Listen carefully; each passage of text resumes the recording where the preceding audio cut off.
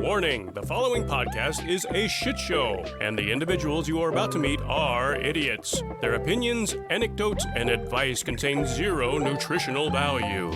This is the critical human condition and all of its strangeness. This is life, according to an idiot. Gotta find some Tinderellas. We haven't done Tinderellas in a while. That's right. Yeah, we should do Tinderella. Ooh, I'm back on Tinder. Oh, there we go. So now we have our agent in the field. Yeah, I do. I am back on Tinder and Bumble because I got sad about being single the other day and wanted like physical attention, right, as you do. Mm-hmm. So I made a Tinder profile and I forgot how horrible it is. Holy shit. It is horrible.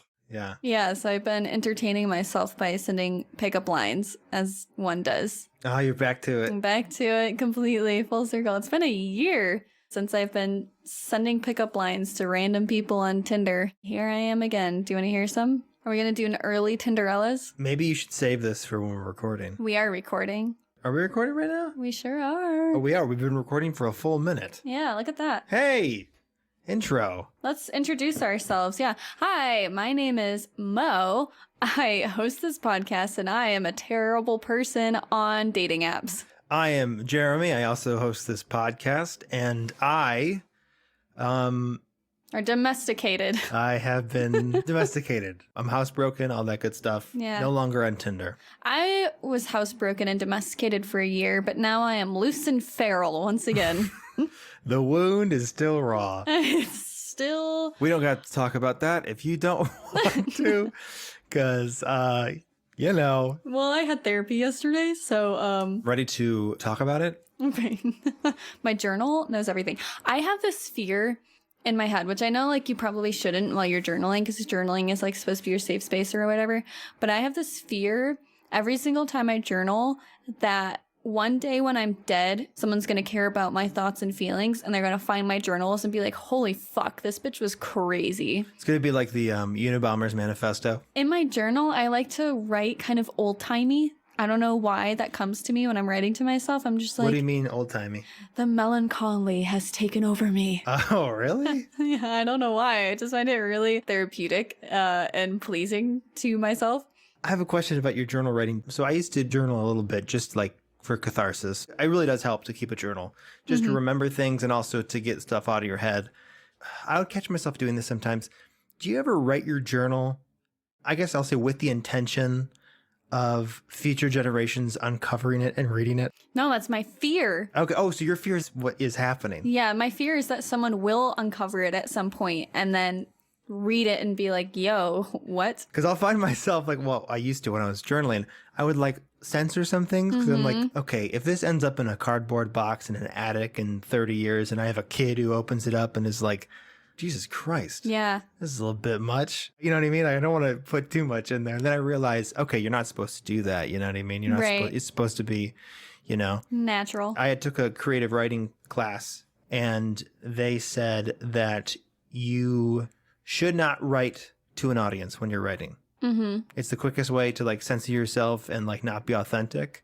And they also always said, if you're writing something that makes you uncomfortable, you're doing it right. You're not journaling for fiction writing, but still, I mean. Right. You're journaling to get your traumas out, most likely. Yes. And your insecurities and anxieties onto paper. Yeah. But then you can read it back later and be like, oh my God, I'm not as... insane. I'm not as broken. Or I'm broken different now. But like when I journal, like I'm very like dramatic about it. I feel like I get more out of it that way if I just like completely unleash all of my feelings. And even if like I don't necessarily fully believe them or feel them, I still like want to get them out. And so my journal is like my crazy persona in a way. It's like I have all these like anxieties and thoughts and feelings and I just like need to get them out somewhere so I don't house them anymore. Yeah. And it's not necessarily how I feel, but I felt it at some point. My fear is that in the future, someone's going to read it and think that's how I felt or that's how I was all of the time. Yeah. That's a bit intense, you know? Right, like they're going to like, fucking L. Ron Hubbard's affirmations, you know, about his dick and potency and stuff. You are a brilliant man. Right. You are virile. You are strong. Women love you. Men are drawn to you as well. Men want to be you. Women want to fuck you. Yes. You do a good all-around Hubbard. Yeah, she talks with his teeth, and his tongue is in the back of his mouth. It's just him going, Yeah, it's all teeth. He had these crooked, every tooth with a different shade of yellow, like broken piano keys. Hell of a man, and a hell of a physical form.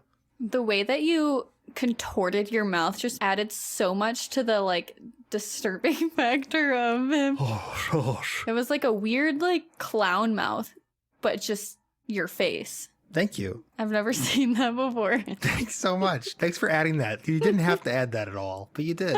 The way you contorted your face to look scary. Yeah, that was on purpose. Yeah. Oh, I didn't like Of course. I'm glad that you noticed that because I did that on purpose.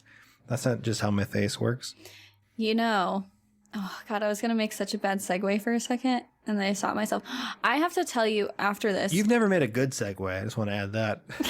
Yeah, I don't know what you're talking about. I was going to make a bad one. You've only ever made bad ones. Well, do you want to hear some bad puns to top it off? Yes. Oh, are these puns related to your online adventures with dating? Yeah. So anyways, here are my stories of terrorizing Tinder people. Are you purposely terrorizing them? Yeah. What else would I do on there? Yeah. All right. So I guess this is kind of like a mini Tinderella's, not quite. I'm not sure if we should roll the intro. Yeah, let's do Tinderellas, because if I'm not reading the profiles because I'm already the bad one. Okay. All right. All right. So this is a special edition of Tinderellas.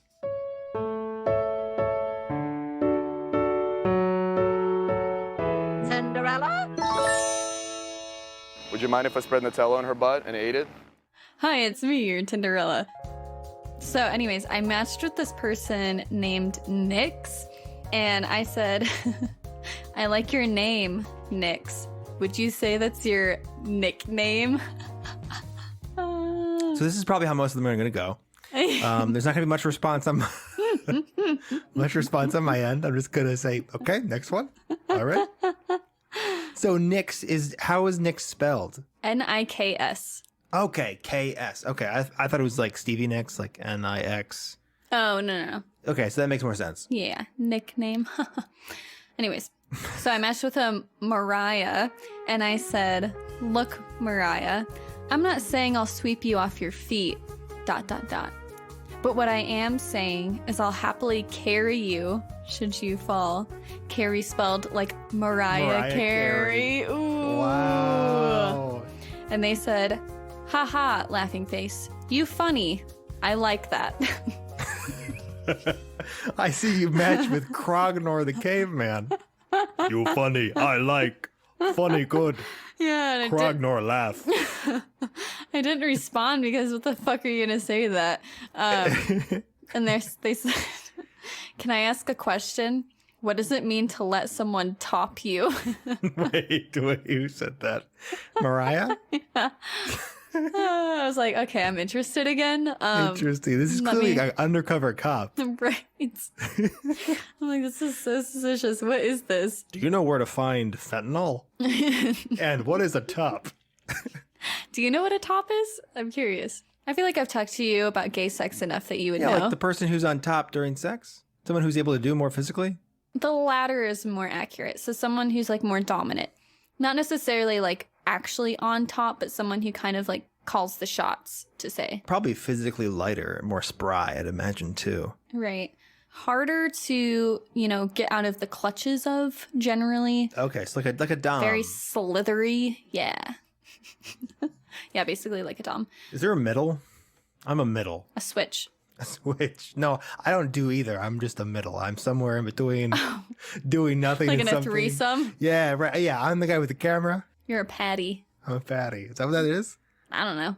I just came up with it. Do you like that? It was a good joke, huh? Oh, like a burger? Yeah. Yeah, wow. That's really... I'm glad this is being recorded and documented for history.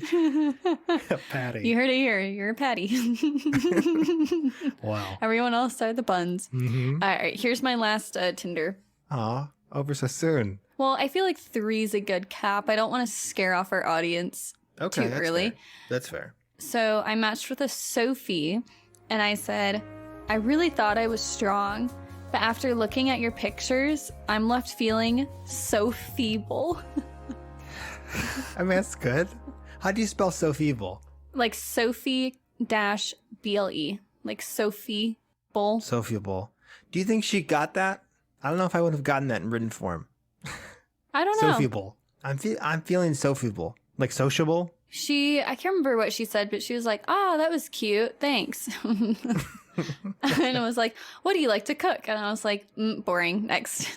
Substance? No thanks. I'm You're just here right. for the thrill. Oh, you're right. Yeah. If you're not here to banter with me, then there's no point in continuing. Sorry. You missed an opportunity to make like a Sophie's Choice pun with that.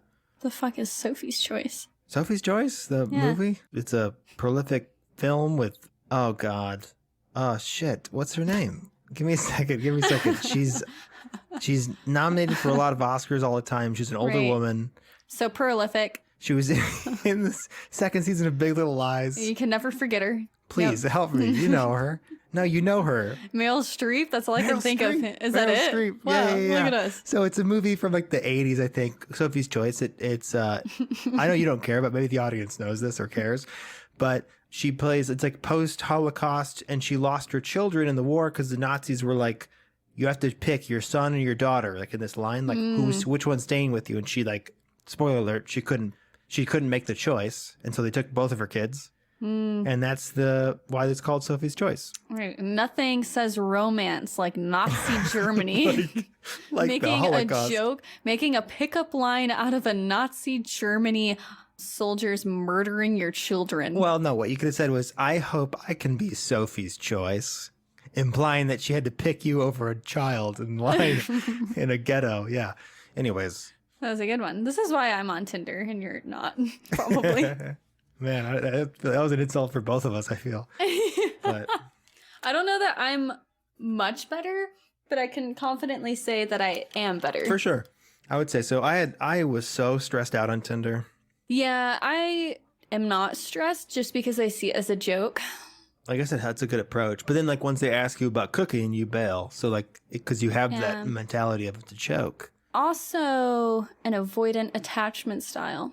Yes. You know? Yes. As soon as there's depth, sorry, I'm out. I only want to date people who hurt me Hell yeah. in the same exact way every time. It builds character. It builds in the same exact way. I'm comfortable with that kind of hurt, and I only want that. It tickles me just right, and I'm not, interested in exploring other avenues of pain. I feel very good with that one, and I would like to stay with it. So That's if right. you are offering stability, you can get the fuck out of my face. That's an awesome message. Yeah. Because you want to keep it brief. You want, like, think of it this way. Some of the best TV shows were like 3 to 5 seasons long. They knew when to end it, right? Otherwise, you're like season 6 of Walking Dead, and it's just like, where are we going? Lord, What's going on right? here? Yeah. What are the writers even writing this, or is this just sort They're of just like text to chat. yeah, was this generated by a bot? Like, was this, which very well could be if you've seen the show Walking Dead past season like 3. But I feel like, at this point in my life, if I have a relationship go past a year, I feel like that's the money ticket. That's how I know it'll be good. I haven't had a relationship at a year yet in my gay life. I just passed 2 years with my girlfriend. Wow, that must be nice for you. So, okay, yeah. I'm just kidding. It's fantastic, actually. It's awesome. Yeah. No, I'm actually really happy for you. You guys are very Thanks, cute thanks. together and very stable. But anyways, enough about that. Let's move on to. Do you have a science corner? I heard a little birdie told me. I that you had do, a science actually. corner. So now that you're domesticated now and house trained, I thought that it would be really fun to do a science corner on cats. I live with a cat. You do live with a cat. Wow, I didn't actually plan that, but that's kind of perfect. Yeah. Cool. So here is your science corner. Science is cool, and today we are cool. So I'm going to pronounce this Czech guy's name horribly. It's Jaroslav Flieger.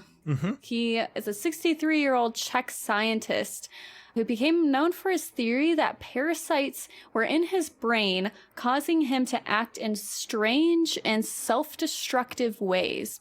Everyone that he was crazy. And he probably is, but he's actually not completely wrong. So yeah, so he's a scientist that became known for his theory, and everyone kind of like disregarded him, said that he was nuts, right? Probably like they should, because this was like in the 90s that he came up with this theory. He was convinced that he was, you know, acting very impulsively, and he was convinced that he wasn't acting by his own accord. It was because that there were like parasites, or there were like some sort of thing controlling him and his behavior. Okay. And it's only been recently that we actually did find a link, and that link is cats. So they kind of have like a dark reputation in neuroscience, because there was a study done that suggests that mammals who are near a cat start to act uncharacteristically. And that's because of a parasite in their stool called Toxoplasma gondii, or called toxo, or like toxoplasmosis. Mm-hmm. In the study, they found that toxo traveled to a rat's brain, and it made the rat become attracted to the smell of cat urine, where it was like previously repulsed and would like stay away, right? Because cats are like a predator. And so it became attracted to the urine. The cat would kill them, eat them, whatever. And so would get more of the parasites, would, you know, poop them out. And then more animals were like exposed to this parasite, so more people would get infected, right? So it's kind of why there's this PSA, I guess, where pregnant women are not supposed to handle cat litter, and it's because they can be exposed to this parasite and they can pass it on to their children. So the parasite is able to rewire brain circuits that deal with fear, anxiety, and sexual arousal. It has like an enzyme in it that makes dopamine, which relates to like joy and also like impulsive, risky behavior. Mm-hmm. So excessive dopamine can cause psychosis, like schizophrenia. And people with schizophrenia were 3 times more likely than people without to have antibodies for this parasite. Wow. Which is really crazy, which kind of plays into the crazy cat lady syndrome, right? Because these people actually have some sort of attraction to cat urine. Oh, people too. Yeah, like people. It's common in all mammals that have this. Mm-hmm, that have this parasite. So yeah. Wow. Which is holy shit. Fucking Damn. weird. So the crazy cat lady syndrome has a little bit of a validity. There was a huge expansive study though to show if there was any link, like, oh, if you own a cat, are you more prone to psychosis? And they didn't actually find anything. They kind of like ruled out a lot of factors, but they did find the link that people with schizophrenia were 3 times more likely to have this parasite, because dopamine is more readily available because of it. And dopamine is a huge factor for schizophrenia and like psychosis. Interesting. And I wonder if this was more common in cities, for example. Think of it that way. Mm-hmm. Like in cities, there's a lot of rats, a lot of stray cats, whatever. I don't know how do you get it from a cat? Just from their stool? Yeah, just from their stool. Okay. But their stool could be near something and then it spreads or whatever. Yeah. That's wild. Yeah, isn't that crazy? That's spooky. I don't know. I didn't think to look at like where it's most common. I just thought it was really fucking bizarre and really cool. And also why I don't trust cat people. Yeah. Y'all have parasites. Apparently, on an unrelated note, though, my cat's urine actually smells quite good. I've been spending more and more time in his feces as well. Unrelated, I don't know what that is. Well, you can thank Jaroslav for figuring that out for you. You may just have some parasites in your brain. I just like to think my cat's just special. It's not very dangerous. So they found that in immunocompromised people, it can cause like adverse health effects, but most people don't really have any symptoms. Oh. If they end up getting infected with this parasite, they might have like, you know, mild things like flu symptoms, but otherwise are fine.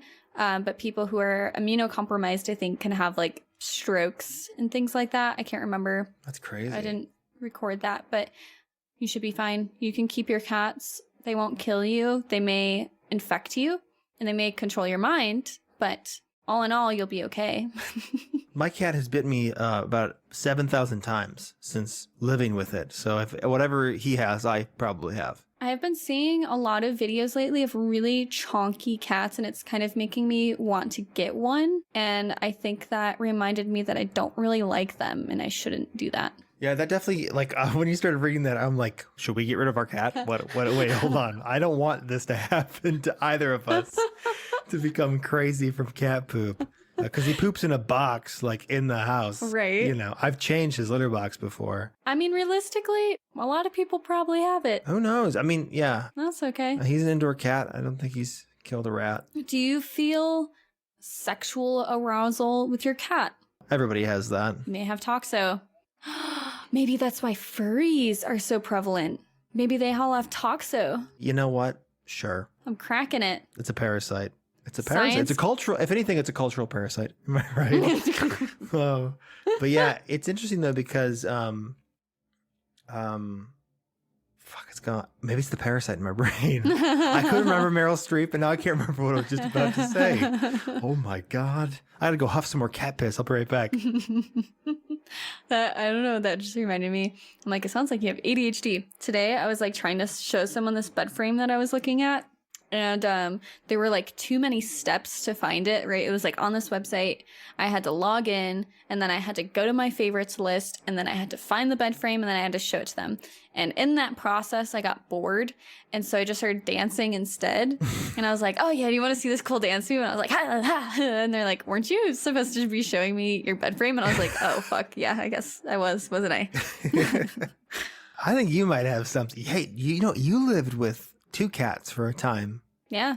You had a roommate with 2 cats. I sure did, and I never fucked with their litter. I was like very against Yeah, that. but still, I mean, you know, if one of us, I would say, has a virus that causes them to act, I'll say overly neurodivergent, it's probably you. Although I am quite. I feel like you need this reassurance. You do wacky shit. You do like. I do wacky shit. You lift your legs up and you go boop boop boop. Blah, blah, blah, you know what I mean? So really, I think you could have this parasite. Yeah.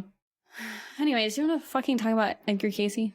You know what? I was trying to think of a segue. I can't really think of one. You know who probably has a parasite in their brain? Okay, in a sense. In a sense, right? Not in the literal sense, but in the spiritual sense. The guy we're going to be focusing this entire episode on, Edgar Cayce, aka the Sleeping Prophet, aka the guy I talked about briefly in the Atlantis episode, if you happen to listen to our episodes. Yes. It's all coming together now. The picture is going to be complete. Let's talk about this wacky old man who does funny things when he sleeps. Sharing their curiosity to know the unknown, their tension, their readiness for inconceivable adventure. Is it human or inhuman? Earthly or unearthly? He said, some people ask me whether I'm a spiritualist. I guess the term for me is a psychic. The person could be in the room, or he could be in another state or another city. It didn't matter. Reincarnation holds the living and the dead together. It says there is a link between the living and the dead. Unbelievable? Fantastic? But I tell you, it could happen.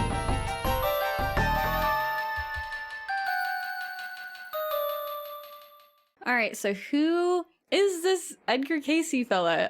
Yeah, Mo, tell me all about this man. He lived from 1877 until 1945. So he was known as the father of holistic medicine and the most documented psychic in the 20th century. So he was an American clairvoyant who channeled while he was asleep in a trance. So he would have other people record for him, and he would basically speak while he was in trance states. It's like meditation, right? Yeah, very similar to meditation. From what I understood, he had a chair or like a sofa he would lay down on, close his eyes, and then he would begin to speak. Right. Or like at the very least, he could answer questions. So he would answer questions on different things like healing, illnesses, reincarnation, dreams, the afterlife, past lives, and like future events. So he would do a bit of fortune telling as well. For over 40 years, he gave readings to thousands of people while he was unconscious, and he would frequently diagnose illnesses and reveal past lives and prophecies.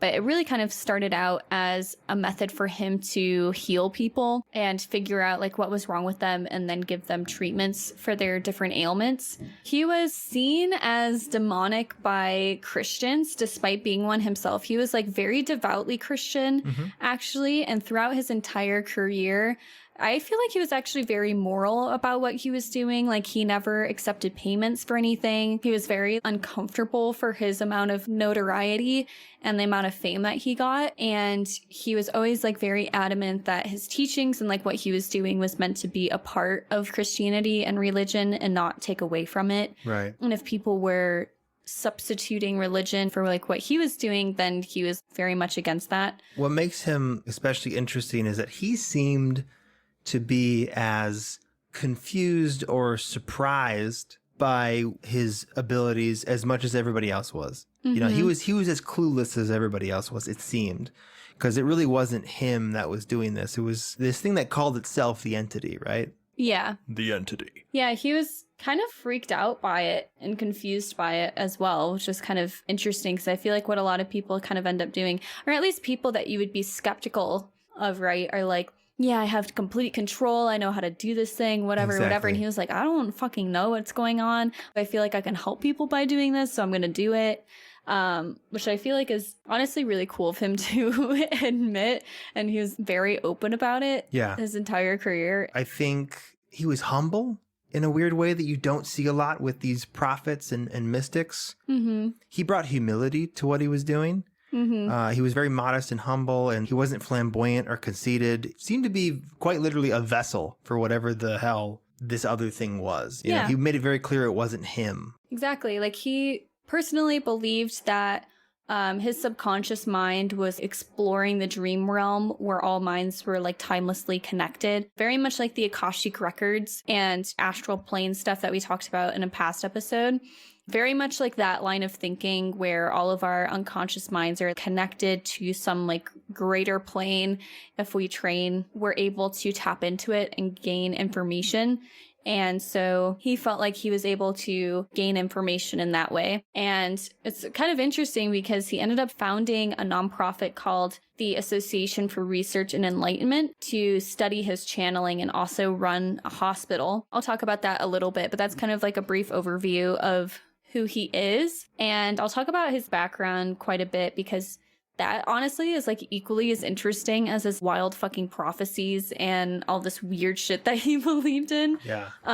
So he was born among 5 other kids, right? Typical, you know, American country boy, farmer stereotype. Papa couldn't keep it in his pants. Very Christian. Yeah. As a child, he began seeing a ghost of his grandfather and stated he knew it was a ghost because he was transparent if he looked hard enough. So he was taken to church when he was 10 because he was seeing all this weird shit, right? And he became a very devout believer, which I thought was kind of interesting that he wasn't introduced to the church sooner. It was after these kind of episodes started beginning and then he became a strong believer.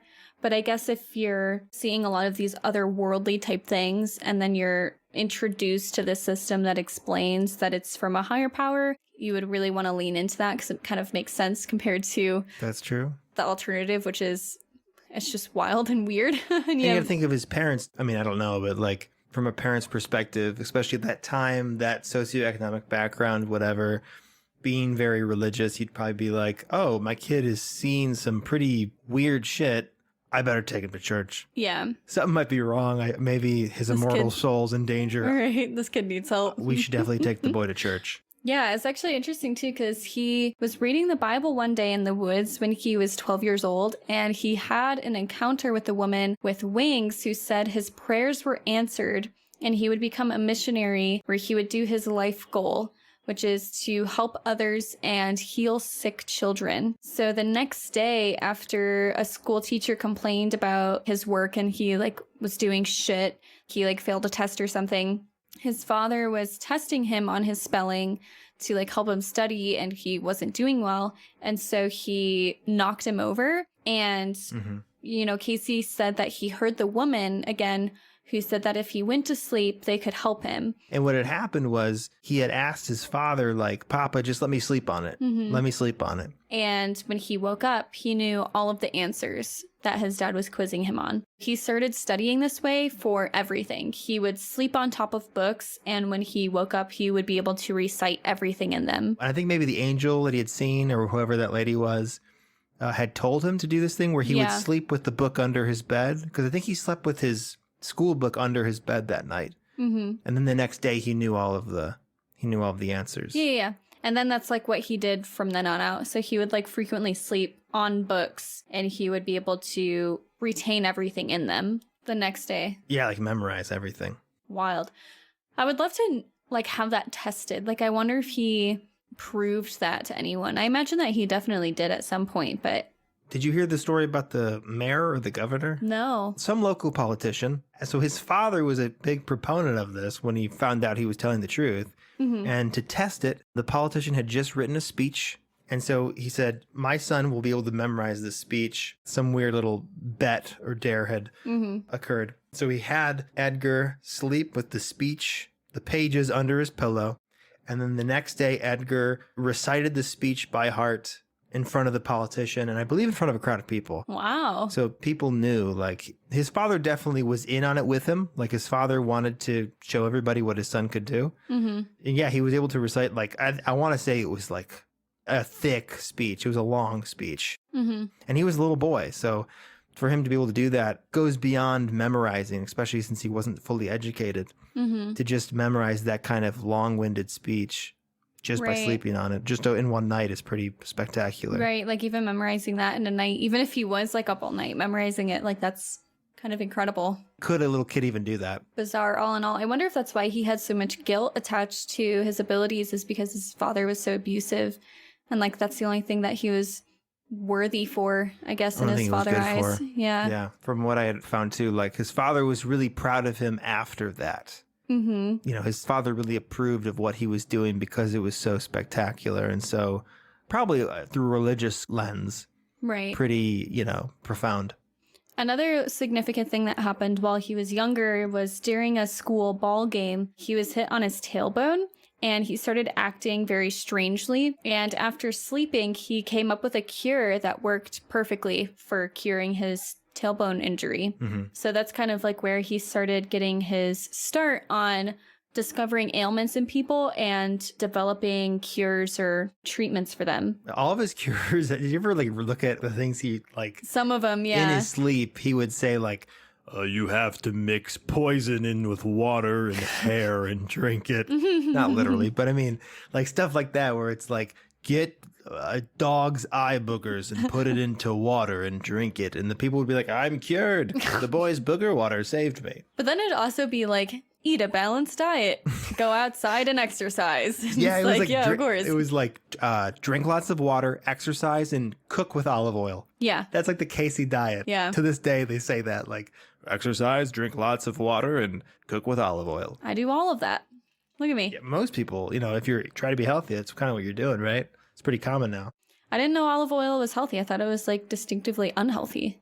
I think vegetable oil is that. Oh, really? Vegetable oil has like carcinogens or something like that, the way that it's made. Oh, no. Vegetable oil, I believe, is what's bad for you. And canola oil. So vegetable oil comes from the hair of vegetables. So if they don't wash their hair for a long time, their scalp Fuck you. naturally releases oils, and fuck off. They just collect it into a bottle. Yeah, I was listening intently for 5 seconds until you said scalp. That's not true. I feel like that's not true, he said with a whisper of doubt. Right. I use my biochemistry degree for evil. Yes. And I listened like an idiot. It's like, Mo, yeah. Mo knows these things. Like corn. Well, corn does kind of have a mullet. It does, yeah. A corn cob, it's got that sweet little ponytail. It's funny because corn is the #1 vegetable that contributes to vegetable oil for that reason. That's probably the most abundant vegetable on earth right now is corn. Well, it's also because it has hair. So. Was this part of your joke? Yeah. Go fuck yourself. Go fuck yourself, Mo. Tell me more about this old man who sleeps and says things. I feel like I talk too monotone sometimes. Like I'm too deadpan. Yeah. And my coworkers don't really know how to interact with me because they never know when I'm serious or not, and I don't correct them either way. No, I've known you for a while, and I still am like, Jeremy, I was probably joking right now. I think that's sarcasm. Right. But it's strange because you literally don't change your tone of voice, and you don't even look like you don't even kind of smile. You know what I mean? Like you just sort of like stare for a while to him, like waiting for the correct response to hit. Yeah. It can be a minefield. Anyways, so Cayce stopped going to school after the 9th grade when his clairvoyance really started developing. So he said that he could see auras and speak to angels and was also a medium, someone who could see ghosts and things like that. He at one point lost his voice, but a few years later was cured by hypnosis. So he actually struggled with his loss of voice for quite a while. He had to recruit this hypnotist who would like do all these treatments on him like a few times, and it would like work for a while, and then he would kind of like revert back to losing his voice. Was it I feel like I remember reading about this. Was this guy like an actual magician? Like a stage magician? Yeah, he was like a magician. Yeah. He like procured the help of a stage magician. Like a magician was in town and he was like, "Pardon me, sir, do you know how to well, I guess he wouldn't say that because he couldn't speak. But he was just like Ariel, like, hey, who like would grab at her throat and be like, Can you help me? He was beautiful. So, the hypnotist became enraptured immediately. Look at this circle-faced man. His head was a ball. If you look at pictures of him, he's this dope-faced little southern man with the roundest face you could ever imagine. Don't yak this guy's yams. Maybe he likes circle heads. I think it's cute. I think he looks wonderful. I think he looks very charming. But yeah, so it was cured by hypnosis. And so Cayce from that began offering like free trance readings. So basically like a hypnotic trance that induced the clairvoyance. Prior to this, he wasn't doing any readings. He just kind of like had all these weird things happen to him. But it wasn't until he formed this relationship with the hypnotist that he realized that you could do trances and that he could speak and tap into his clairvoyance through these trances. So when he started doing this... because the hypnotist helped him enter trances. Right. Okay. Until he like learned how to do it on his own. That makes sense. While he was in these trances, he found out that he could diagnose physical and mental conditions that he termed the entity and provide a remedy with only like a letter. So if he just like knew these people, he was able to like tap into their unconsciousness, being whatever, and diagnose them and come up with some sort of remedy for them. Yeah, because people started writing him letters and being like, "Hey, I got this sore on my foot. What do you think I should do about it?" And then someone would read it to him in his trance state, and he'd be like, "Yeah, well, gout. Let me tell you what, Jim, you better put some motor oil on that thing right now. Better lube it up. Right now." So people like Marilyn Monroe, Houdini, and Thomas Edison all wrote him letters. So yeah, this is true. However, I read in several places Marilyn Monroe, but remind me again, what year did he die? 45. Yeah, Marilyn Monroe didn't like have her first big break until like 47, 48. Mm-hmm. There's no way. Like she became big in the 50s, Marilyn Monroe. Mm-hmm. But like late 40s is when she became like a popular model. Yeah. I don't know where this factoid comes from, but I doubt there's no way Marilyn Monroe, right? Well, why not before she was famous? Maybe. And then they just found out later that she was famous. Maybe. Yeah. Could be. Not everybody only matters when they're famous, Jeremy. People matter before then too. That's so not true. You only matter if you're famous. Did you write some like, "Am I going to be famous someday?" And the entity is like, yeah, you're going to be really hot, fuck the president, and then die young. Did she actually fuck the president? Yeah, I'm pretty sure it's pretty well known that her and JFK, They did canoodle? Yeah. Cool. Go her. Yes. Go Marilyn. He gave her his magic bullet. Gross. He shot his magic bullet on that grassy knoll. And he sure did spray, didn't he? Yeah, his whole head opened up, actually. If you're talking about the assassination, it's quite interesting. Yeah. Oh my God. I have heard way too many JFK assassination facts. I used to frequent this coffee shop, and there are these two old men who would come in every single day, and every single day they would talk about the JFK assassination for multiple hours at a time. Are you serious? Yes, they would debate it every single day for multiple hours. They would bring up all these like really obscure like facts, like all these things, and like come up with all of these conspiracies and then like cross-reference it with each other. Every day they'd be like, well, have you heard about this? And the other one would be like, no, I haven't. He's like, research that and get back to me. Little do people know, at the time of the assassination, JFK plugged his nose when he sneezed. There was no bullet. Right? Get back to me when you look into that. Anyways, Edgar Cayce became famous around the world, but still refused money for the readings, and he really agonized over the morality of them, as the belief at the time was hypnosis patients would all eventually go insane. And so he really worried that he was actually harming people, right? Or he was like harming himself because he was, doing hypnosis essentially. But it kind of like changed his mindset when his wife caught tuberculosis and the doctors weren't able to cure her. They basically thought she was a lost cause and she was going to die. And he used his readings after the doctor had given up, and the treatment that he concocted worked and she was cured. Do you know what that treatment was, Mo? I don't. Do you? Hold on.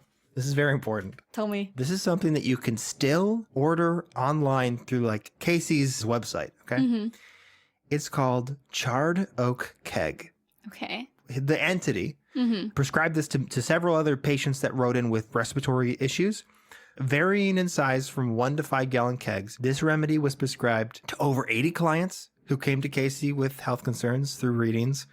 The keg, made of oak, with its interior burnt or charred, is filled partially with pure apple brandy. Okay, this is a direct quote from Cayce during his reading. Quote, "Not Jack or cider, but apple brandy, double distilled." That's like a fucking ad. And then he said, and then also, the burnt interior of the barrel supposedly acts as activated charcoal, which like is supposed to like absorb impurities. Very holistic, The charred barrel of brandy is vented with 2 tubes made of either rubber, metal, or glass. One tube is smaller than the other, and that's for air pressure. The other tube, you suck on. So the larger tube is the inhalation tube, and it is inserted so that it inserts into the keg, but rests just above the line of brandy. So it's not in the brandy. But you breathe through the inhalation tube, and you inhale the charcoal-activated brandy fumes. Oh. So you're huffing alcohol fumes in a burnt barrel. Also, isn't activated charcoal toxic? I don't know. I'm fairly sure that they came out because like activated charcoal toothpaste and things like that became like a fad because it was supposed to like whiten your teeth and like remove, stains and things. I had some of that. But you're not actually supposed to use it that often because it can poison you. Oh, good to know, Mo. It's toxic. So I'm rubbing toxic shit in my teeth. I can't huff my cat's piss or play with this shit. Listen, what kind of world is this? Not a good one. God damn it. But yeah, so if you look at Cayce's other cure-alls, if you think like, isn't this bad for you? Yeah, look at everything else that he prescribed people. It's absolutely like crude oil. What? Crude oil. It's supposed to be applied heavily to the scalp. Oh, sick. And I'll talk about that later. A lot of them worked, though, allegedly, in a really bizarre way. But his cure-alls were absolutely redonkulous. That's interesting. I wish he were still alive so I could ask him how to get over a breakup. Well, it's funny. I should just rub crude oil on my scalp. Some people claim to be able, you should. Some people claim to be able, how crazy people, I won't say crazy people, but people who may or may not have come into contact with parasites and cat poop, they claim to be mediums and they can channel certain spirits. Somebody I found wrote a book. I think I saved a screenshot of it. See if I can find it real quick. Here it is. This is by Raiho Okawa. The title of this paperback book is called What Will Become of Coronavirus Pandemic? Readings by Edgar Cayce. Oh. And here's the description of the book. This book is a transcript of the spiritual messages from Edgar Cayce recorded on April 9th, 2020. At the time, the world's major cities were in lockdown. Edgar Cayce, also known as the Sleeping Prophet, was an American psychic who revealed the causes and provided solutions to various diseases through his spiritual readings. What would he say about the novel coronavirus if he were alive today? You may say it's wishful thinking, but fortunately, the author's ability to receive spiritual messages makes this possible. This book is a book of miracle, indeed. Cayce, now a spirit in heaven, tells us that the novel coronavirus infection is likely to spread even further. But he also teaches us the truth of the coronavirus infection and the effective ways to deal with it. By reading this book, you too can gain the power to defeat the novel coronavirus. Here is your light of hope. So this was written after Cayce died. Yeah. So they're saying they channeled Cayce and wrote a book saying that Cayce told them how to overcome COVID. Am I getting that correct? You are 100% correct. And just so you know a little bit about the author, here's a very short blurb. Okawa is the master of happy science, a religion founded in 1986 and now joined by people in more than 100 countries across the world. That doesn't mean anything. You know, we probably have people in 100 countries listening to us. God forbid. And we just talk about fucking Mothman. This is what we're dealing with in this, not to totally delegitimize Edgar Cayce and his legacy, because some of it is honestly very fascinating and mysterious, but also like it kind of has attracted this weird, like the dam broke and a bunch of interestingly minded people are now using him for gain in this weird way. But he speaks to a lot of people that claim to be mediums, who claim to be able to channel spirits, stuff like that. Interesting. He was the start of all that, all the new age stuff. Right. But one other like crazy cure story that I wanted to mention by Edgar Cayce is there was a family who had an adult daughter who had to be placed in a mental institution because she was acting really crazy, you know, as women do. Am I right? Yes. Her parents were desperate to help her, so they consulted Cayce, and he said that her mental illness was caused by a bad tooth and that it should be pulled. They followed his advice, and after the bad tooth was removed, the daughter regained her sanity and was able to leave the mental institution. Wow. Yeah, aka she probably was just being a woman and having emotions, and so her parents didn't like it, sent her away. Cayce said remove her tooth, and she was like, okay, this is my out to get out. Had the tooth removed, and then she was like, oh my god, I feel so much better. This is great. I feel like I can be normal now. So she could get the fuck out of there. Yeah, she's probably like, okay, these people are going to start pulling out my fucking teeth. I better at least try to act normal, you know, more composed so I can get the fuck out of here, you know, move out or whatever. Right. Yeah. Well, also, maybe it was like an infected tooth, right? Right. Maybe it was an infected tooth and it was making her in severe pain, and she wasn't able to act cordially because she was, you know, significantly affected. She was in a mood. He finally like reached a point where he was getting so much requests for readings and he was getting like really famous for all of this that he decided to pursue it full time and didn't ask for people to pay. Like he didn't want to charge people for readings, but he did, you know, ask for donations if people were able to give donations for his readings so that he was able to actually focus on it. And in 1923, he began reciting like past lives and reincarnation. So he's like 40, 50, something like that at this point in time. He would put himself into trances by laying on a couch, closing his eyes, and folding his hands over his stomach. In his meditations, he would place his mind with time and space, the universal consciousness or super conscious mind. He would come up with answers to what are the secrets of the universe? What is my purpose in life? And what can I do to help my arthritis? The main mysteries of our world.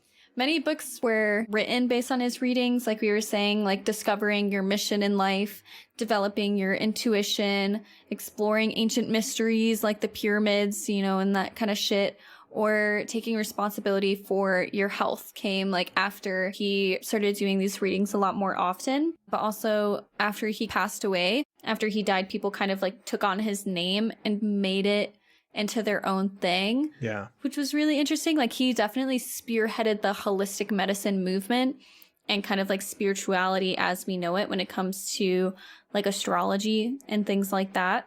And not necessarily coming up with it, but just kind of putting it in like a mainstream sort of narrative and making it more well known. Yeah, giving it a more modern voice. Because he's also known, another one of his monikers is that he's the father of the New Age movement as well. Exactly. Yeah. So he started predicting things like fortune tellings as well, more so in his later years. But he predicted things like the 1925 stock market crash, World War II. He predicted 4 years prior to it starting. Yeah, right. And finding the Dead Sea Scrolls. He predicted as well, which is really interesting. So kind of moving on into the latter years, during like the Great Depression, He had a lot of friends and family asking how they could also become psychic because they were seeing how cool it was and how much attention he was getting. And they're like, oh, dude, Cayce, how can I like get super hot and cool like you? I'm going to make money also, probably. Right, get money. And Great he was depression. like, well, it's not about being psychic,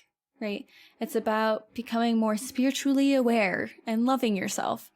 So he created study groups, basically, which I think is kind of cool. He was like, the purpose in life isn't to be psychic, it's to be more aware and love yourself and love other people. And he became like very adamant, right, that it's not to like replace religion, it's to like complement religion. And he would cover subjects like, can you hear the barking? Yes, I can hear. I'll wait.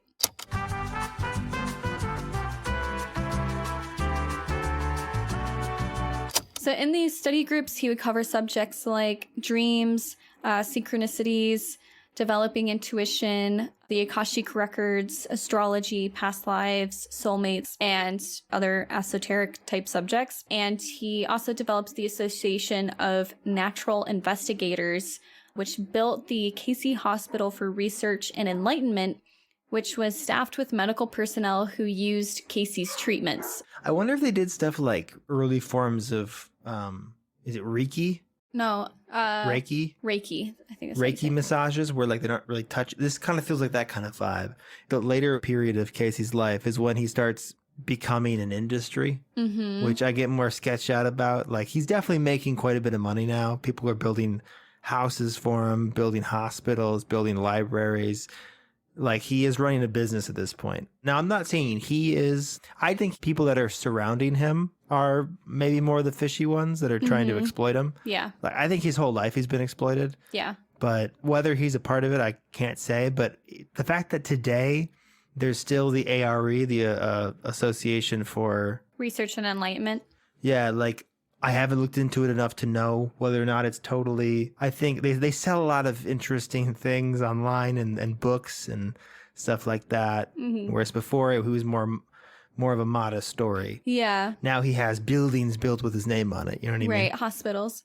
Well, it's interesting because after this hospital was run for a little while, he kind of took a step back and asked his employees and like the people a part of it if they felt like this was actually helping people and if it was contributing, and got their feedback. And he actually disbanded that association and started a different one, the Association for Research and Enlightenment. So that came after the one with like the hospital and everything. And if people wanted a reading, they had to become a part of the association, so they could agree that they were participating in like psychic research, because they wanted to like combat charges of fortune telling, basically, because it was illegal in some states to do that. Oh my God. Which is kind of funny. Which also led to the foundation of the Atlantic University as well, which is a nonprofit university.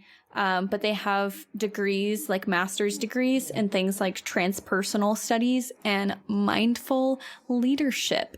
Oh my God. That is still being run today. It's like the master of happy science. Right. You could still write in, right? Yeah. Because I read somewhere he was receiving like an insane amount of mail, especially in his later in his career. Actually, the people close to him were telling him to chill out, basically, because he was doing like 8 readings a day just to try and keep up with the demand. And it put such a strain on his physical and mental health that he did a trance on himself, like a reading on himself. And it basically said, either slow down or you're going to die. He's like using himself too much. Right. And so he cut down a little bit, but he ended up having a stroke shortly after. And then he died pretty shortly after that. Yeah. So he died like fairly young, like in 64, 65, something like that. A lot of people would try to use him for fortune telling, like ask him questions like, hey, what should I invest in?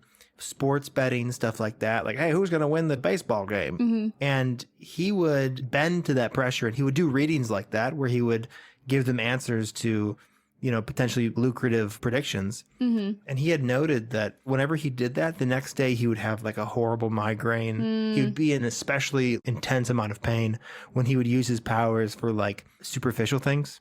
Interesting. Yeah, that's pretty much all I have on the history and story of how Edgar Cayce came to be.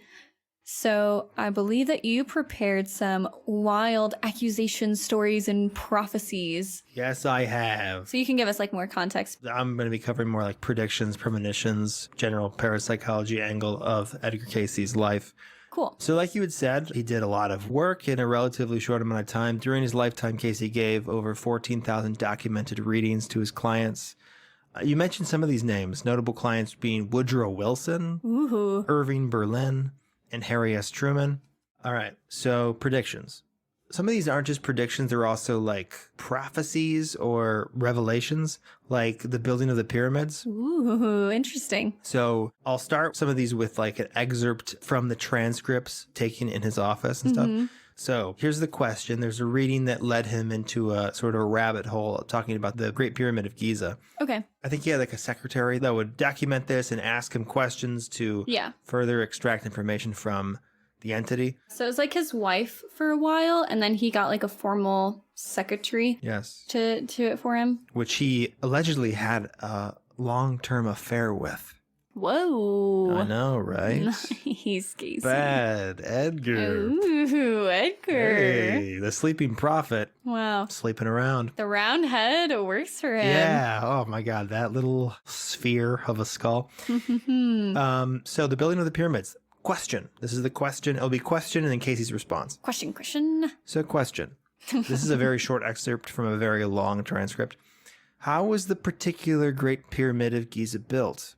Cayce replies, or I should say the entity replies, by the use of those forces in nature as to make for iron to swim. Stone floats in the air in the same manner. This will be discovered in 58. What? All of his readings were in that very vague, weird way of speaking. It's so hard to understand what the entity is saying because it talks in this weird, like, circular language. That allows for a lot of interpretation. Exactly. You know, so you can interpret it in whatever way you want. So again, it's by the use of those forces in nature as make for iron to swim. And I think that's relevant. I'll get to that in a second. But Cayce's supporters relate this to the discovery of the unified field theory by Professor Werner Heisenberg in 1958. And this theory involves gravitational pull and electromagnetic forces. You might know more about it. I'm not sure. Unified field theory. In my opinion, focusing on what he says, like for iron to swim, stone floats in the same manner. You can always disregard the year stated in Cayce's predictions because they're almost always wrong. Like it'll be discovered in 58. I don't think his year has ever been correct. Yeah. But for iron to swim reminds me of the recent theory by archaeologist Mark Lenner, I think is how you say it, that proposes the use of ports and canals to transport heavy stone upward to build the Pyramid of Giza. Okay. Because it's always been a mystery of how these pyramids are built. Super heavy stone with that technology. How'd they get it up so high? Whatever. Evidence of a port near the site of the pyramids aids the theory that while the Nile was in flood, boats loaded with heavy stone could be steered to the lost port near the building site, navigating waterways cut from the Nile into a floodplain that is now covered by desert and urban area. The discovery of an ancient scroll that contains record of an unknown official named Mirror, probably definitely wrong. It's an old ancient Egyptian like worker guy who described leading a team making deliveries. He writes about stopping at Tura, the source of the pyramid's white limestone, and filling his boat with limestone to ship to Giza. This is found in a scroll. So we know that the boats were somehow involved with building the pyramids. Additional water-related pyramid theories suggest channels within the pyramids could have been filled with water from the engineered waterways, using water pressure to shoot heavy stone to the top of the pyramid site during construction. And this has only been discovered in the recent few years? I believe this is more recent, like this theory. Now, we found evidence of the port being used to transport stone, but there's additional theory about... You actually look it up. There's like an animation of it. If you just did your research and Googled it. Yeah. So if you idiots can actually, I don't know, use a Bing, only Bing. It's the only one you can trust, of course. But yeah, you can see like a little animation of these channels, these weird hollow structures in the pyramid. Water could have been shot up into it, like a flowing current through these channels, and you could move very heavy stone up there to build. Cool. But that's just me kind of milking this very vague prediction that Cayce made. Right. Was definitely aliens. So it could. I mean, Cayce looked like a fucking alien if you look at his adorable little round head. His round head. So I take offense to that because I have a round head. Not as round as Cayce's. You know what I mean? What is my head shape, would you say? I don't know. It's definitely roundish, but not like a circle. If my face looked like a celebrity's face, who? Edgar Cayce. Nice. You could pass as like a descendant of Edgar Cayce, though. But he had kind of feminine features, honestly. I, too, am a clairvoyant, so his gifts were passed down to me. Yeah, there's definitely some, you got some powers, that's for sure. You know, I don't know most of my family, so it's possible. You never know. Yeah. You never know. He was the sleeping prophet, so. He got around like the milkman, I'll tell you what. So the stock market crash of 1929, you mentioned this briefly, first predicted in February 1925, then again in March 1929, which that would be 6 months before it actually occurred. He predicted this financial disaster. In 1925, while performing a life reading for a 26-year-old physician, Cayce predicted he would soon grow wealthy, but he should be careful with his money, especially in regards to the, quote, adverse forces that will come then in 1929. Then another implication of it in a reading in 1929, Cayce performs a reading for a New York stockbroker, and during it he warns of a, quote, great disturbance in financial circles, unquote, stating, quote, we may expect a considerable break and bear market, see? A lot of times it said see, like in the old movies, like, see? Hey, see? We may expect a considerable break in the bear market, see? This issue being between those of the reserves of nations and of individuals, and will cause, unless another of the more stable banking conditions comes to the relief, a great disturbance in the financial circles. This warning has been given, see? That's a direct quote. I wonder when, as a society, we stopped using see. I think, like we say, you know, that's True. the same thing. You know? See?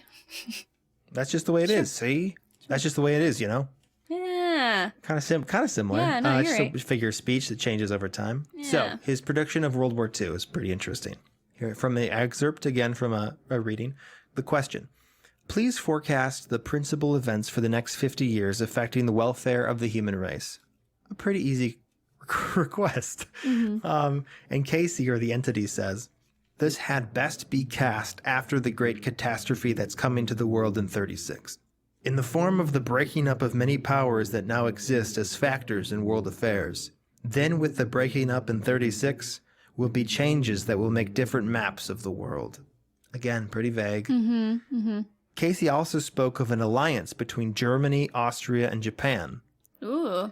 Yeah, this was recorded during a session in 1935, and this alliance would not become common public knowledge until around September 1940 with the signing of the Tripartite Pact, which is when the three nations were like, hey, we're all buddies now. We're going to pummel you. Right. We're going to kick your ass, everybody else.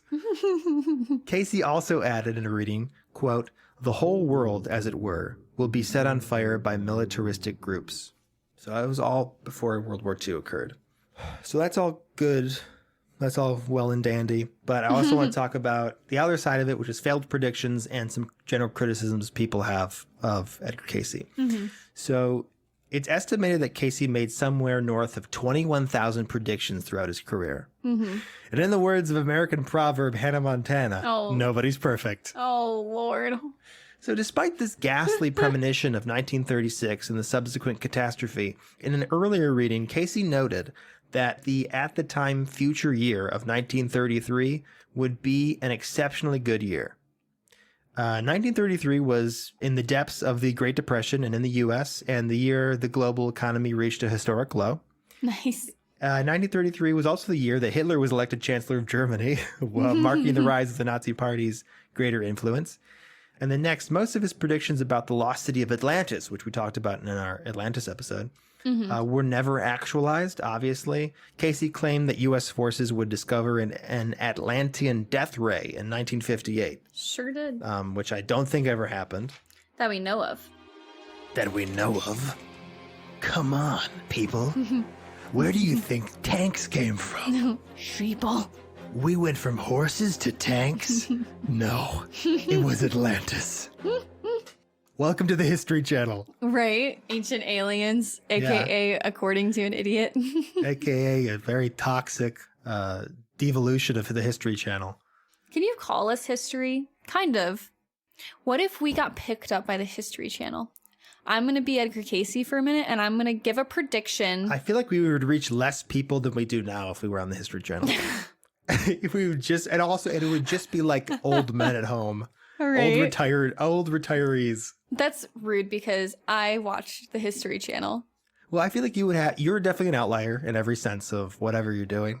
And also, I think that you have similar interest to old retired men. That's true. You know, like, I don't know if you've ever seen this, but on Facebook, you know, like those older men with like Confederate flags in their like profile photos. Yeah. And there's like the thirst traps on Facebook where it's just like a girl on a farm in booty shorts, and all of the comments are like, beautiful. Yeah. Beautiful. You look stunning. You look stunning. It's like the trashiest, trashiest woman on a farm. Where do you live? Can I take you out to dinner? Yeah, let me take you out. That's me. That's my really, spirit animal. The thirst. You make me so feeble. Honestly, though? Okay, I just completed the circle. Yes, right. You are. Yes. We watched Ancient Aliens and we thirst after people on the internet who are unattainable. Thirst. And lastly, Cayce predicted that Atlantis would rise again in 1968 or 1969, none of which happened. However, I shouldn't even feed into this, but like the Age of Aquarius, which I don't know if that has anything to do with Atlantis, Age of Aquarius, they think it started around then, 1968, 1969. I mean, the Summer of Love. And then the Summer of Hate directly afterwards. He also predicted that a giant solar crystal activated by the sun and used to harness its energy provided power to Atlantis. Yeah, that happened. That one actually came true, though, so that's why it's not right. Yeah, remember when the crystal thing happened? When the crystal thing happened, yeah, in Atlantis. So they made the movie about it, right? That's right, yeah. Milo. That's right. Milo figured it out for us, so we didn't have to. According to Cayce, sometime in the 1960s, California would sink into the sea due to some sort of earthquake. Cayce predicted, that's just his own thing, never happened, but they do always talk about the big one hitting California. But at this point, it's become a joke. It's just like, oh, the big one's coming. It's a joke, but you won't move to the Pacific Northwest with me because you're suspicious. That's one of the main reasons I would be hesitant to move out there, because we are in the darkest timeline. Oh, yeah. Okay, that's a fact. Yeah. This is the darkest timeline. We know this. Or is it? What if this is the best timeline? Oh, I hope not. Can you imagine? I wouldn't be surprised. If it was the brightest timeline, dear God. This is like where our different mindsets come into play. This is the darkest timeline to you, and in my mind, this is probably the best. Yeah. Hey, you know, in other timelines, nuclear war happened a lot earlier. Right. Well, World War III almost happened in 2020. Do you remember that? And then it didn't. Well, it's almost about to happen now. Right. There's 2022. There's definitely a timeline where World War III happened in 2020. Maybe. I think, yes, probably. Yeah, I would, maybe. Yeah, if that exists. Moving on. Cayce predicted the apocalypse, actually relevant, actually not moving on. Cayce predicted the apocalypse in 1999 and or the return of Christ in 1998. Yes. And we both know which one happened. 1998. Christ came back. I was born 2 years before that, so. Same. Wasn't me, but it might have been my sister. No. Oh, well, actually, yes. Maybe it was. Your sister's nice. Christ is a woman. How about that? That's right. Christ is a woman. That's the next fucking Beyonce album title. Well, that is a song. God is a woman. God, that's right. Yeah, it's an Ariana Grande song. All right. Cayce predicted that China would completely convert to Christianity by 1968, becoming the new cradle of Christianity. Today, roughly 5% of the Chinese population identifies as Christian. So it's just slightly off by 95% of the population. Right. Still, roughly half of Cayce's predictions can be considered to contain partial truths in them. The rest are either outright false or too vague to be judged Right. in any serious way for accuracy. However, Cayce does have a quote that I think is very interesting. He says, "Prophecy is never given for any other purpose than as a warning. For this reason, a successful prophecy is one that has been averted and therefore does not happen." Which sounds pretty convenient, Edgar. It sounds does like you're sound pretty convenient, yeah. Like either way I win, so. Well, I mean, if you think about it, because like a lot of these, if we're talking like multiple timelines, right? If that's like the way that we're thinking, you're only able to predict the future to a certain amount of accuracy anyway, because there are so many choices and things that can influence the future. I mean, you can't definitively say anything in the future, right? Because there's so many things that can change that, chain or like, reaction you know, of prophecies, or put it off course. So there is probably definitely a timeline where we found a giant solar crystal activated by the sun, used to harness its energy and provided power to Atlantis, but not in this timeline.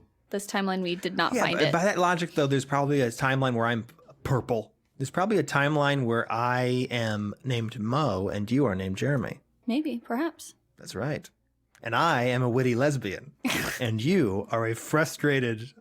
I don't know what the hell I am. Frustrated. But I'm frustrated, that's for sure. I was going to say frustrated Goblin Man. Goblin Man. Thanks, Mo. Thanks, Mo. So let's move on to this quote. You can't tell me you don't make those Frustrated Goblin noises. Man, with friends like these, who needs enemies? This quote is thought-provoking and puts Cayce's shortcomings in a different perspective, for sure. But like I just said, maybe it's him saving face, implying that he can never be proven wrong or be proven a fraud. That's the one thing with the Cayce story that keeps me from really believing in it, because a lot of it's really interesting and cool, but, you know, a shuckster is a shuckster. Like they're always cut from the same cloth. Out of all of the prophets and mystics that I've researched, he's the most affable. He's the most likable. Humble. He just seems endearing and sweet. And I think he was a good man. But if he isn't 100% authentic, then he's a pretty terrible fraud. Yeah. Like a pretty damaging fraud. Goblin Man, if I am allowed to say, are you implying that he's not allowed to make mistakes? Are you saying that he's not human? He has to be 100% correct all the time? Well, I'm just saying that the entity is what is making these predictions, is it not? Sure, but the entity could also exist within many layers of consciousness. And if This is true. if we're diverging into a different path, then the entity can't necessarily predict it, but it can predict the most likely outcome, and that's what it gives, but that isn't always necessarily what happens. That's true. Because you got to ask, how much does the entity really know? Right. It knows everything, but on the same side of the coin, it knows everything, you know? Yes, because it's a higher power, but it still might not have all the answers. Even a higher power that is infinitely more intelligent than you on a cosmic level, like this supposed entity, still might not know jack shit about certain things. Right. You know, still might be getting cross signals. Or reading, like you said, reading the fortunes and the prophecies of a reality, a universe that we averted. Right. Different timeline. It's kind of like a general principle when it comes to like tarot as well. Like when you're doing like a tarot reading for the future, that's the most predicted future, the most likely future depending on current events. But your future is like always in your own hands, you know, in your own way. Like you can always make changes. You can always like deviate from the path that you're on. It's always changing. Right. And it's always changing. Speaking of hands and fortune telling, I was told by a palm reader that the lines on your palms change throughout your life. Like every 10 years or something, like your palms can look totally different.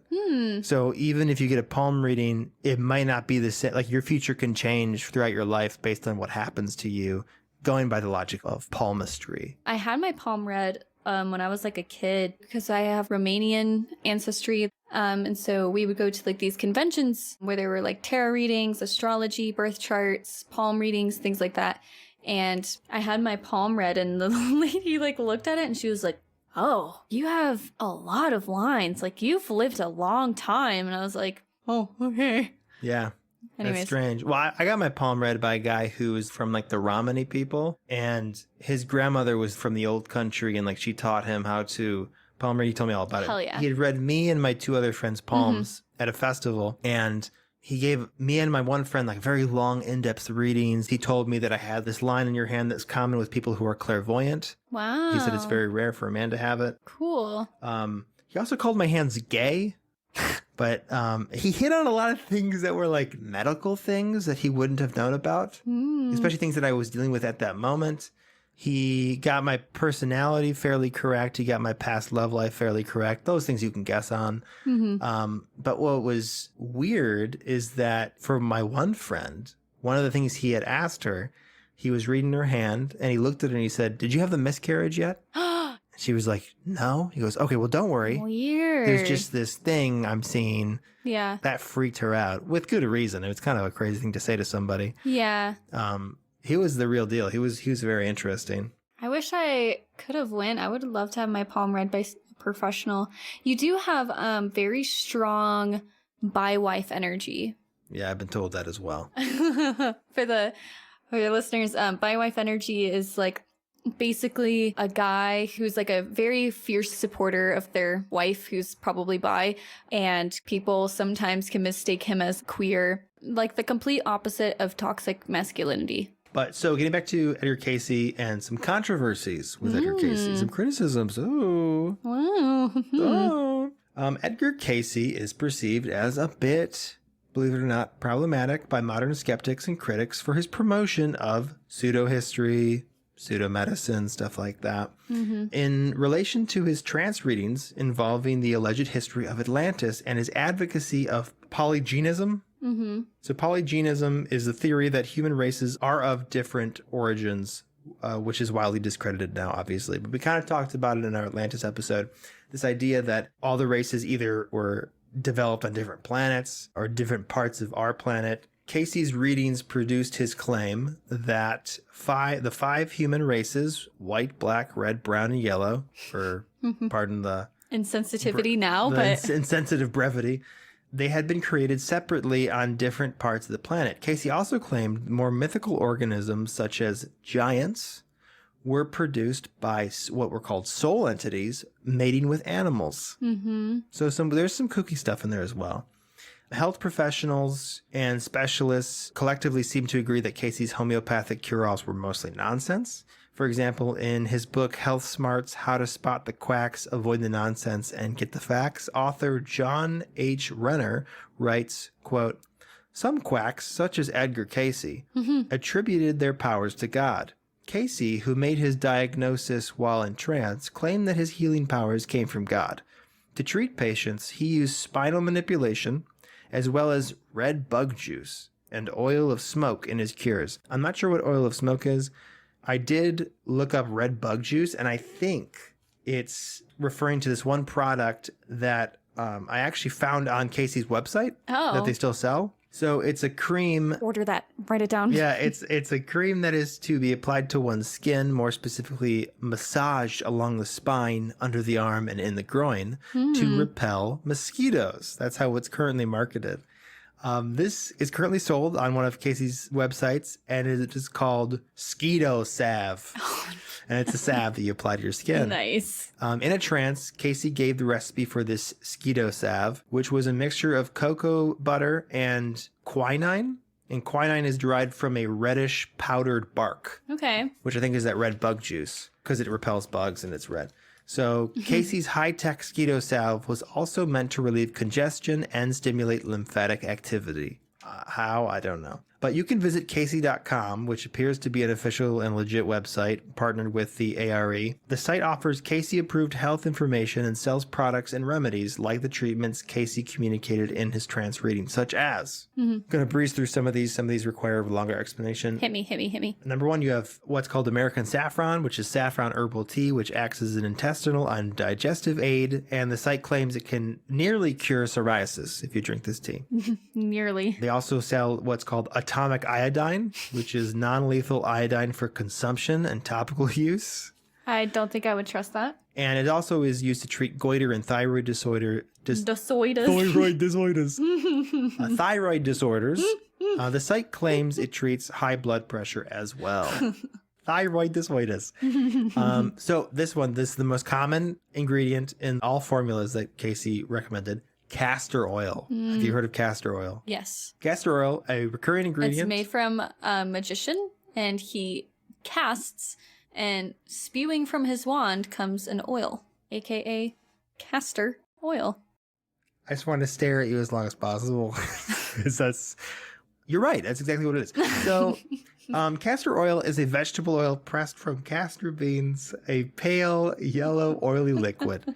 Castor oil and its derivatives are used in the manufacturing of food additives, mold inhibitors, soaps, lubes, hydraulic brake fluid, nylon, paints, plastics, and more. So it sounds very edible.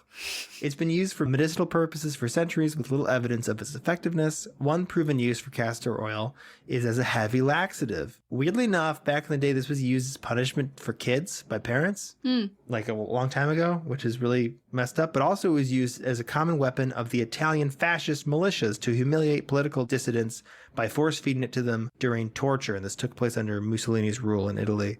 You just kind of shit yourself to death. So Cayce.com sells their own castor oil to be taken to treat constipation, bladder infections, vaginal yeast,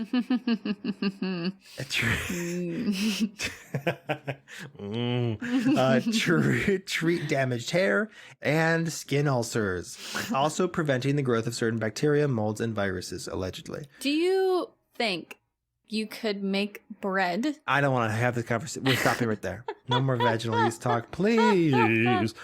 So another thing related to that, a product that you can buy off their website, Castor Cream, a mixture of castor oil and baking soda that makes a topical cream that's said to cure warts, corns, calluses, and skin tags. All sorts of disorders. All sorts of disorders, like your thyroid disorders. Also have the charred oak keg, which I already went into detail about. This is my favorite.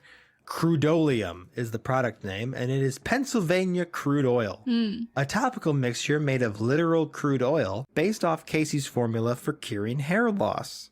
Cover your hair in crude oil for up to an hour, rinsing with grain alcohol, and then massaging white Vaseline into the scalp. That sounds so greasy. Can you imagine what your head looks like at the end of this? So if done 2 to 3 times per month, most cases, apparently, of balding were said to stop and the loss of hair would grow again. But at what cost? Yeah, just get Rogaine, you know? What I love too... Minoxidil. Here's a slightly out of context line from a transcript I found from one of the readings about this crude oil hair loss thing. The question was, and what diet will prevent falling hair? And Cayce answers in his trance state, potatoes! Exclamation mark. Nice. Lastly, a very common thing is olive oil that they sell. Do love olive oil. Taken orally as a laxative to drain your colon and gall duct, and in small amounts, what he called half a teacup portions, each night would, quote, cleanse all toxic forces from any system. He also recommended using it as salad dressing, as an enema, as shampoo, as soap, or as massage oil. Shove some oil up your butt. Not as unpleasant if you do it the right way. I bet. So just in closing, it should be noted that though underreported, the unscientific nature of many of Cayce's medical remedies likely harmed some of his clients, if not just failed to work at all. Cayce often failed to cure some patients. It wasn't an irregular thing. For example, his own cousin and his infant son, unfortunately, both of which Cayce attempted to heal before their deaths. Cayce performed most of his health and healing related readings remotely. He would receive letters from people who would describe their health concerns, and Cayce would try to focus on them in his trance state and receive cures for these ailments that would then be relayed back to them afterwards. But in a lot of cases, these people would have been dead before he got the chance to read the letters. So he was doing readings for these people who were already dead, which is weird. On a more conceptual level, some critics of Cayce cite many of Cayce's visions and the lore he built around his more cerebral ideas and concepts, such as reincarnation and his interpretation of the Akashic Records. They say that it all borrows from the works of occult writers like Madame Helena Blavatsky. Also, his dream study is greatly inspired by Carl Jung. Both Blavatsky and Jung published works that Edgar Cayce owned and read frequently. So they're saying that a lot of this symbolism, these spiritual ideas, were sort of implanted in his subconscious. so that when he did readings, he would borrow from them heavily. Like a lot of his ideas, either intentionally or unintentionally, Carl Jung, especially with the collective unconscious, the idea of the entity is very much like the collective unconscious. There is a force unifying all of us, this cosmic knowledge anyone can tap into, and he's tapping into it as the entity. But popular math and science writer Martin Gardner discussed how Cayce likely borrowed these ideas and fused them into his own practices and writings. In a book Gardner wrote called Edgar Cayce in Context, Gardner analyzed Cayce's recorded trances and noted that much of their contents were strikingly similar to the concepts explored by popular spiritualists and psychoanalytic writers of the time. Gardner was convinced that Cayce's trances consisted of, quote, little bits of information gleaned from here and there in the occult literature, spiced with occasional novelties from Cayce's unconscious. Maybe that's why he had such a morality issue with it. That was like the only thing that his dad would stop beating him for and was proud of. And so he like kept on with it, but he felt so bad. He like felt like it wasn't entirely accurate, so he never accepted payment for it. That could be. But he never knew how to do anything else. And it also, the thing is too, like it made people feel better. Yeah. Whether it becomes nefarious and about money, this makes people feel good. And that makes me feel good. I'm going to do it because I want to help people. But you're not really helping them because you're doing this fake thing. Right. You know Well, placebos are real. Incredibly real. Yeah. You can put crude oil on your head and think the next day that your hair's growing back. Right. And then it does. Simply because you believe that it does. That's right. That's fucking weird. That's right. That's why manifestation's real. You know what I mean?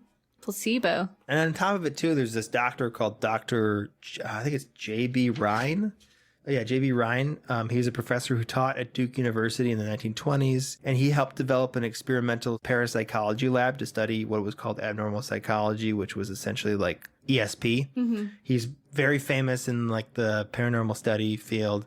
He did a ton of testing with psychics and average people to try to see if people could just naturally be psychic. Like he would have like decks of cards and he would record how often people would be able to predict the next card in the deck. Like really meticulous stuff like that. He tested Cayce. And again, Dr. Ryan, probably a pretty gullible guy because he was doing this to begin with. Yeah, because he's doing this to begin with. Dr. Ryan tested Edgar Cayce back in the day and was actually unimpressed. He had Cayce do a trance reading for his own daughter, Ryan's daughter, and found Cayce's reading to be considerably inaccurate and most of his predictions very, very vague. That's fair. That's my take on this. I think, yeah, honestly, couldn't say one way or the other. I just think there's... I think like in the grand scheme of things, at the minimum, you can see that he kind of helped spearhead a holistic medicine movement. Oh, yeah. And kind of like spirituality and all of that. And I think on a greater scale, it was beneficial because it helped introduce these kind of concepts to a larger audience, and it helped them tap into this ideology on their own in whatever way worked for them. You know what I mean? Like astrology, tarot, spirituality, manifestation, synchronicities, whatever. They can kind of take what they want and make it into like whatever makes sense for them. And that can be extremely beneficial. And we kind of have him to thank for making this as well known as it is. Regardless if his actual readings were, you know, accurate or beneficial or not, you know. Whether he was authentic, whether you believe what he did, somehow in some cases it worked. That is the weirdest part of it. I don't know, and that kind of digs into the collective unconscious. Like if you all believe in this thing, does it make it real? Does it manifest? Does it become real? Because again, a lot of his story is compelling. It is strange. Some of his predictions are worth looking into. I think his character speaks for itself. Like he just seemed like a genuinely good guy who didn't want to make money off of this. Even when his family needed money, right, wouldn't accept payment. He worked at a photography shop for a long time, salesman for a long, like he was on and off different jobs. They were not financially stable, and like he could have been making a ton of money for much earlier than he started making money doing this, but he didn't. For sure. Which is interesting because anybody who gets into the game like that, right away they're trying to make money. So he's a very interesting character and a lot of spooky stuff to his story if you look further into it. Stuff that we failed to mention. So many books written about him that are worth looking into. But very interesting character, very relevant character in the grand scheme of these things that we talk about in this podcast. Well, maybe one day we can do a follow-up episode if anyone wants to call us out on stuff that we missed, or if there's like anything in particular that is especially interesting that people know and want us to cover. We can always do follow-ups and minis or another full. You know, we did fucking like 2 or 3 episodes on Mothman. We can do 2 or 3 episodes on Edgar Cayce, you know? We could always revisit things. I think it's interesting because... I think so too. Yeah, why not? Well, I'm happy that we got to do this deep dive on this weird character. I think it's probably a good amount of time for us to close off altogether. Agreed. So, Jeremy, I will pass it off to you on what your good vibe is. The parasites in my brain that are calling the shots that I contracted from cat feces. Hell yeah. They give me the confidence I need. My good vibe is getting my mini Lego figure. We talked about this prior to recording the podcast, but I was in a relationship, like I mentioned earlier, and I made custom Lego figures of the both of us, and I had it rerouted to myself, and now I have a mini Lego figure of me that I didn't think that I would get. And your ex as well, which is... And my ex as well, but you know what? I have a type, so it'll probably fit the next person I date. It'll probably still be relevant. Yeah, this looks enough like you. This is for you. You're right. I actually made this for you before we met, because I'm psychic and... Like Edgar Cayce. Like how you look like Edgar Cayce's granddaughter or something. The grandchild of Edgar Cayce. Good old Lego. Good old Lego. Well, thank you guys for listening. If you have any topic suggestions or general feedback, you can always send us an email at accordingtoanidiot@gmail.com. You can also stay up to date on all of our uploads and general nonsense on our Facebook and Instagram at According to an Idiot, or our Twitter at Idiots Accord. You can also subscribe to us on Patreon, where our patrons voted on this topic to be covered. Yes. We have a lot of different tiers, a lot of different options, and if you would prefer ad-free listening, guess what? Our patrons get it there too, and you can find us at According to an Idiot there as well. And as always, if you could please leave us an iTunes review, that helps other people find us and boosts our numbers and stuff. It makes us look valid to, people who want to pay us. Sure. Also, you can rate us on Spotify now too as well. If you go to the homepage, there's a little thing below our name, and it's a little star system. You have stars on there just like you would give us stars on iTunes. You can also, I don't know if you're listening to us on YouTube, but we're also on YouTube. Every episode's uploaded to YouTube as well. So cool. I didn't know that. If you're ever, you didn't know that? No, I'm joking. Okay, I wasn't sure. But yeah, so every episode's on YouTube as well. And like you said, yeah, Patreon, more and more. Our Patreon's sort of slowly gaining more and more content. I'd like to eventually, we're going to try to put exclusive content on there when we have the means to do that, which is, I think, slowly approaching. Slowly getting there. So yeah, watch out for that. But yeah, come be part of the community. Come join us. We do have a Discord as well. Join the Discord server as well if you please. That can all be found in, bios and any of our social pages. We have a Linktree page, that kind of stuff that could direct you there. You'll find it. You'll find it. Get there. If you want to send us some messages bullying Jeremy, I'm trying to convince him to do some video podcasts as well at some point. So hell yeah.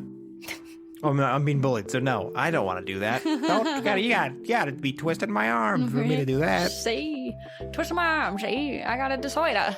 Goiter disorder. See. Thank you guys for listening. We will see you next time, and I love you so much. And I will see you in time. Okay, bye. Bye.